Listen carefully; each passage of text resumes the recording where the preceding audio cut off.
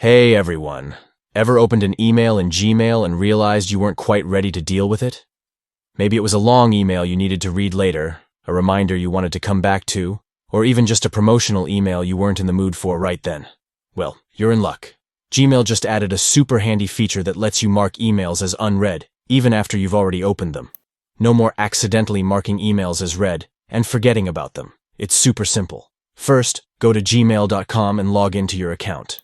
Now, find the email you want to mark as unread.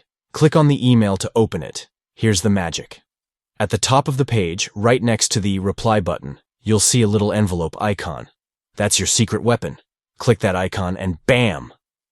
Your email is marked as unread again, just like it was before you opened it. Give this new Gmail feature a try. You'll be amazed at how much easier it makes managing your inbox.